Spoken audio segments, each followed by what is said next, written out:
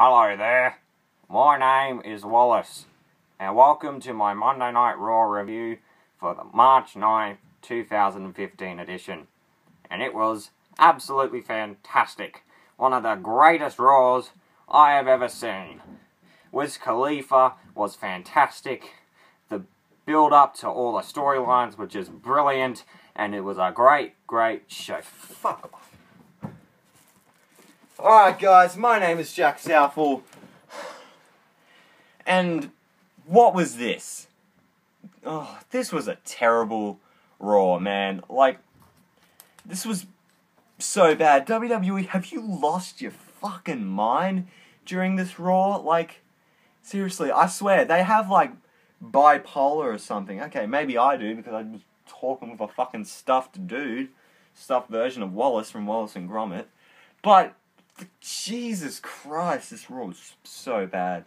But, anyway, let's just get into this piece of shit.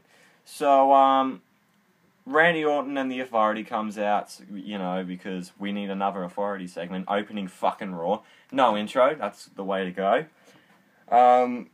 Pretty much, Rollins is trying to make Orton feel at home, and he's like, welcome back to the family, and all that. But J&J security are like, dude, we don't trust him. And then Orton just comes in and he's like, alright guys, hope you're having good, but I'm gonna fucking kill all your families. And, well, not like that, but he was just saying shit like that. And then he starts ripping everyone, and he gets really close with Rollins, and Rollins is just like, oh, son of a bitch. And he's getting really scared, and he's saying something like, what does he say? What the fuck does he say? So he says Rollins is like blinded by his ego and his new sense of security, and that he's gonna make Rollins his bitch. Oh damn, Orton dropping the B-bomb, and then that there's no future for Rollins. Then he stares him down, and he's like, and then Orton just goes, I'm just fucking with you guys. So it's all good there. I thought that was pretty cool. Randy Orton showed some emotion, which is something we see once in a blue moon. But you know, not the greatest segment, but I'll deal with it. So, R-Truth is on commentary, and let me just get to the commentary. Just fucking hell. I thought Booker T would be a great addition out. Jerry Lawler's left, and now it's Michael Cole, JB on Booker T. Just throughout the whole night, it was fucking terrible. They weren't even talking about the match between Daniel Bryan and Bad News Barrett, which was the opener of the night. A match that meant absolutely nothing. Bryan hits a knee out of nowhere and gets the win. And then Barrett decides to hit him with a bullhammer, and he's going to fuck off. And then Dean Ambrose comes in and just clotheslines the poor bastard. And then he has a match with Stardust, because why the fuck not? Dean Ambrose gets the win. Everyone comes in to beat the crap out of each other. R-Truth is carrying a bag. He's grabbed the Intercontinental title, the real one, put it in a bag, and then there's another bag that Barrett got, and he thought he had R-Truth's bag. This is really weird. And then Barrett opens it up, and it's a toy Intercontinental Championship, and R-Truth has the real one. So the whole stealing of the IC title, you know, it's okay, it's okay. Then afterwards we got Connor the Crusher is going to be the first recipient of the Warrior Award for the WWE Hall of Fame. I think this is a great addition. I reckon this is really cool that they're going to give, you know, a Hall of Fame award to, you know, people who are wrestling fans and have also done some great work in their community or have really impacted people. And I think the story involving Connor, it was so sad, you know. He was only 8 years old, and the stuff he had to battle, and unfortunately didn't make it. So this video is actually kind of a tribute to Connor the Crusher. We miss you, buddy. We wish you were still alive. Then we have, so that was a shining light in this pile of shit. That was really cool. Next we have Paul Heyman calling out Brock Lesnar, you know, like that. And he drops some truth bombs and says Roman Reigns is not going to slay him, and then he said something about he's going to unify the WWE and UFC world titles. If that actually happened, how fucking insane would that be? If Brock was to be able to become the first guy to hold a WWE and UFC title at the same time. How crazy would that be? Like, and I'm not saying, separately, because he's won the UFC heavyweight title and he's on the WWE title, but if he held those two titles together, that'd be pretty cool, honestly. And so, yeah, good promo from Heyman. What do you expect? It's one, go and watch his promo. It's Paul Heyman at his finest, of course. So we get Kane and Big Show versus Ryback and Eric Rowan. Yeah, that sounds like a lot of fun. Ryback and Rowan wins. Cool. Kane and Big Show have a bit of a kerfuffle.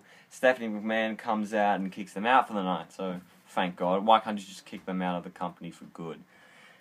Next, Miz talks to the brilliant artist that is Wiz Khalifa. Fucking hell. So Wiz just thanks Miz, haha. But then he reveals that he's gonna have a partner with him, and that's Damien Wiztown. Jesus Christ.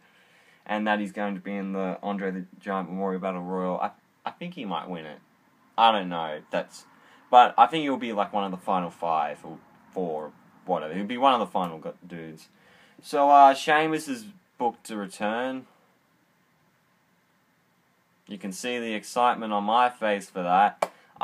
Wiz Khalifa performs fucking song. I don't give a shit. I don't listen to rap music.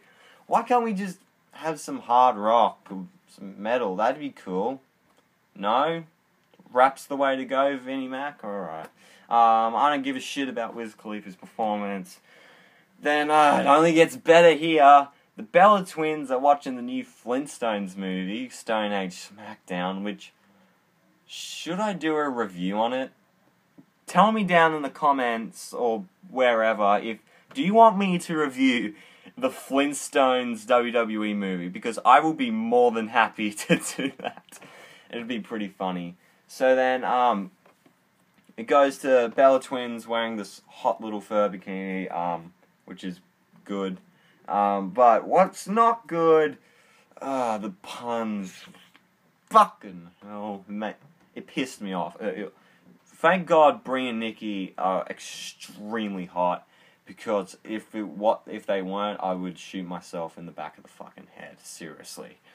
Next, we get AJ Lee versus Summer Rae in a decent but sloppy women's match. It was okay. AJ gets the Black Widow, she wins.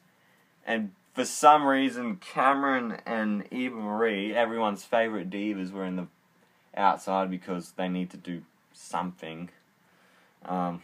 Just fire Eva Marie. I don't give a shit if she's hot or anything. If you're not going to fire her, pair her up with someone. I'm pretty sure there's plenty of dudes that she can pair up with. Just saying. We get this Triple H, we get this Sting, fucking move the cursor.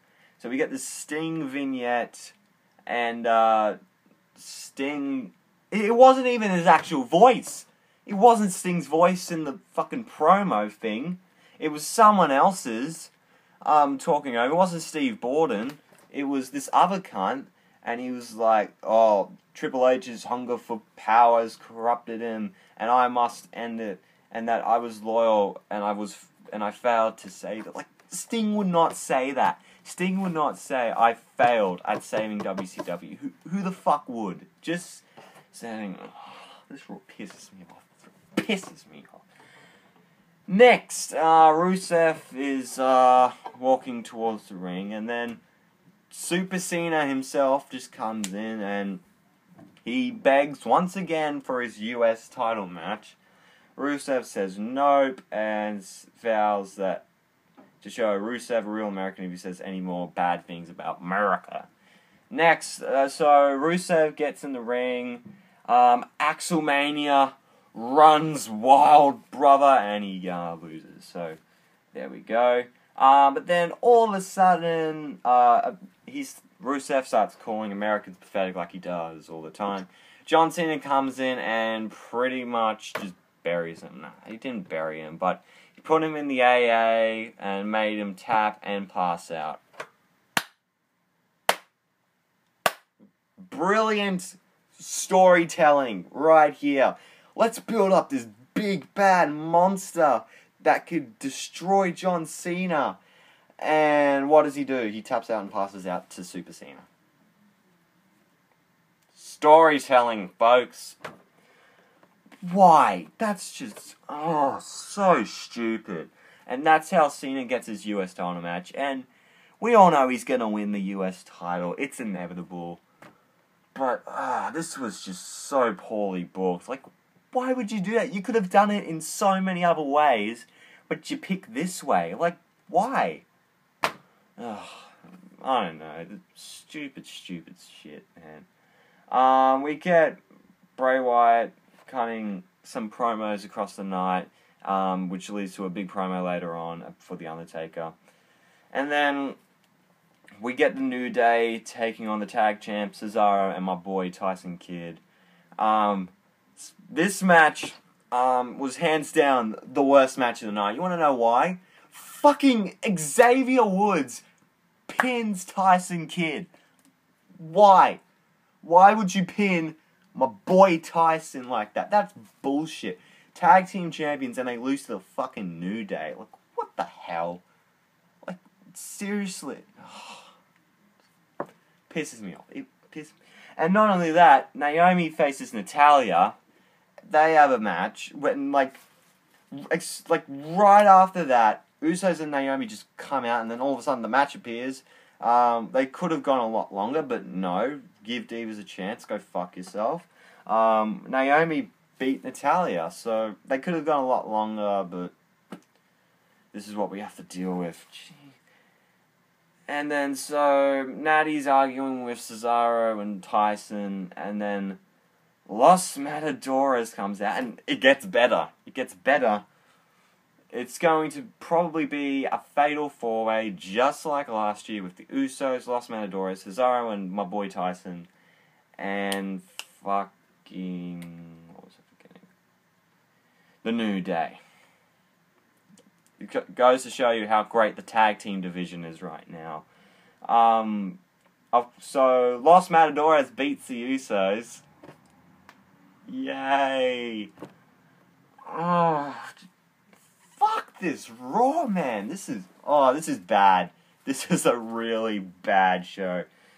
Bray Wyatt gets in, and he cuts a really sick promo on The Undertaker, and he's like, I never sleep, but I'm always dreaming, and he tells us to see the world how it should be, not as it really is, and it's burning in its dreams, and he follows the buzzards to the fallen Taker, and pride's apparently his favourite sin, and he wants to walk all over him and be the new face of fear, and so he references how Lesnar ended the streak last year.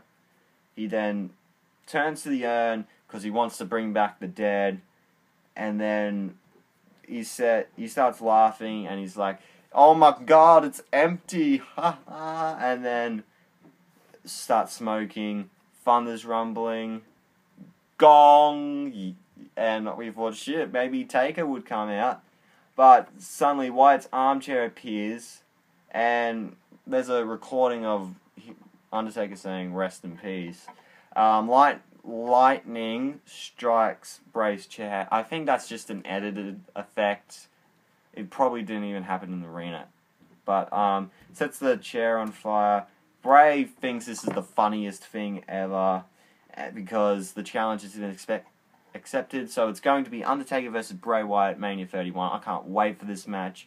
It should be really awesome. Then we get to the main event. I just want to get done with this. Roman Reigns versus Seth Rollins and Randy Orton in a 2-on-1 handicap match. So, just this match, who gives a shit? This is about the Rollins-Orton storyline. So, J&J piss off Orton. And so he just beats on poor Noble, and this causes Rollins to kick out J&J. Just tells J&J to piss off. Rollins goes for a tag. Orton backs away and goes, boom! Gives him the double bird. He's like, fuck you! Which was really funny. Rollins is like, what the hell, man? And then lines up. Rollins, Mr. Cock his fist, gets the spear, wins. Randy Orton snaps and kicks the living shit out of Seth Rollins. Just dismantles the poor little guy.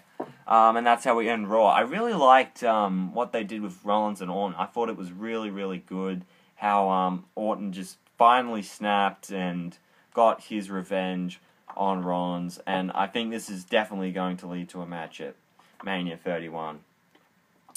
Overall, this was bad, man. This was real. The last section was alright, but just the tag team stuff, the Super Cena stuff, bloody Wiz Khalifa, the Bella Twins Flintstones segment, just the whole Kane and Big Show still wrestling. It was so bad, but I'm sick of talking about this Raw. Fuck this show. This gets two thumbs down. Yeah, make sure to leave a like, subscribe, comment your thoughts on this Raw. Hopefully you liked it more than I did. But yeah, I'm done with this show, and I might do a Flintstones Stone Age SmackDown review. If you want to see that, please let me know. And I am out in 3, 2, 1.